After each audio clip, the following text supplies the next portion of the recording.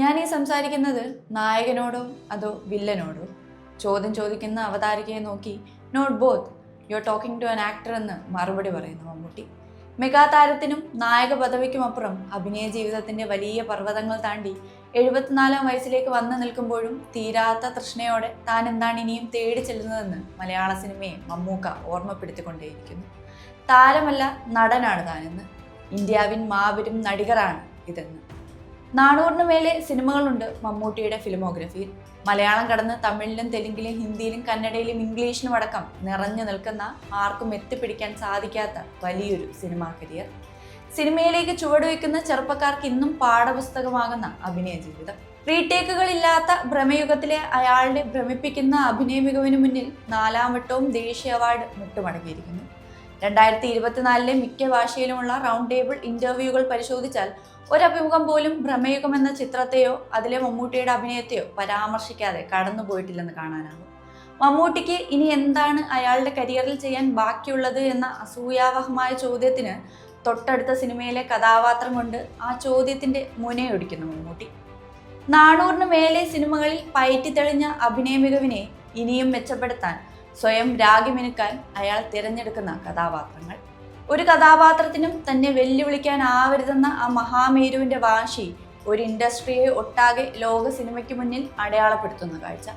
ചാത്തനായും psycho കില്ലറായും സ്വവർഗാനുരാഗിയായും ജാതിവറി തലയ്ക്ക് പിടിച്ച കുട്ടനായും ജെയിംസും സുന്ദരവുമായും അരങ്ങിൽ അവിശ്വസനീയമാം വിധം തീരാത്ത മോഹത്തോടെ ആ മനുഷ്യൻ ആടി തകർക്കുന്ന അത്ഭുത കാഴ്ച. ഒരു സൂപ്പർ താരം എന്ത് ചെയ്യണമെന്നും എന്ത് ചെയ്യരുതെന്നുമുള്ള കെട്ടുപാടുകളെ പൊട്ടിച്ചെറിഞ്ഞ് ഇന്ത്യൻ സിനിമയ്ക്ക്, അതിന്റെ ചരിത്രത്തിന് സ്വയം പാഠപുസ്തകമായി മാറുന്ന മമ്മൂട്ടി. വൈക്കത്തെ ചെമ്പിൽ സിനിമാ സ്വപ്നങ്ങളുമായി വളർന്നൊരു പയ്യൻ ആഗോളതലത്തിൽ ഇന്ത്യൻ സിനിമയുടെ മുഖമായി മാറുന്നു.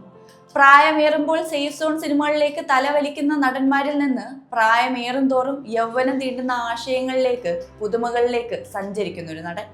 കറപുരണ്ട പല്ലുകാട്ടി പൈശാചികമായി ചിരിക്കുന്ന ഒരു മമ്മൂട്ടിയെ കഴിഞ്ഞ 5 പതിറ്റാണ്ടിൽ ഒരിക്കൽ പോലും നിങ്ങൾ കണ്ടിട്ടുണ്ടാവില്ലെന്ന് എനിക്ക് നിസ്സംശയം പറയാനാവും. ആവർത്തനങ്ങളില്ലാത്ത നടൻ.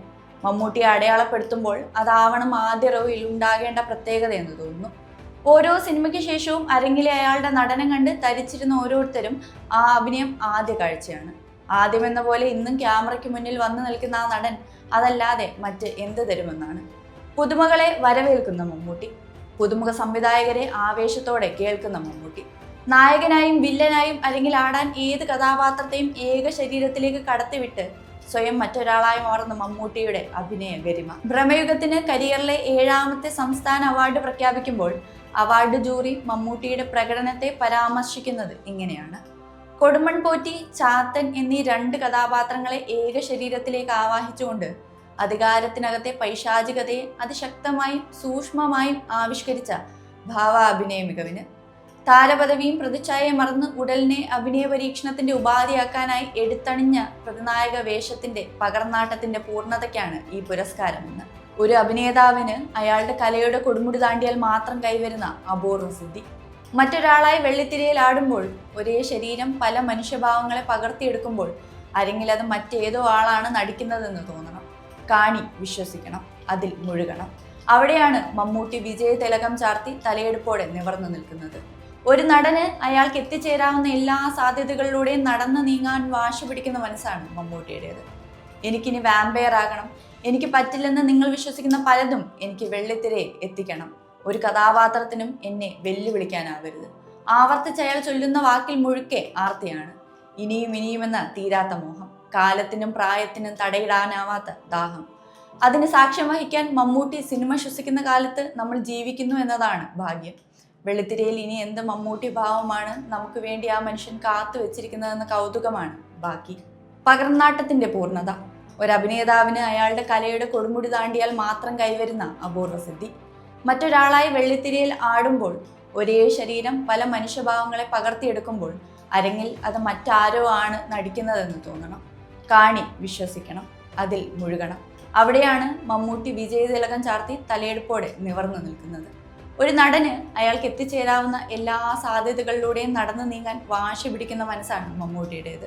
എനിക്കിനി വാമ്പയർ ആകണം, എനിക്ക് പറ്റില്ലെന്ന് നിങ്ങൾ വിശ്വസിക്കുന്ന പലതും എനിക്ക് വെള്ളിത്തിരയിൽ എത്തിക്കണം, ഒരു കഥാപാത്രത്തിനും എന്നെ വെല്ലുവിളിക്കാനാവരുത്. ആവർത്തിച്ചയാൾ ചൊല്ലുന്ന വാക്കിൽ മുഴുക്കെ ആർത്തിയാണ്.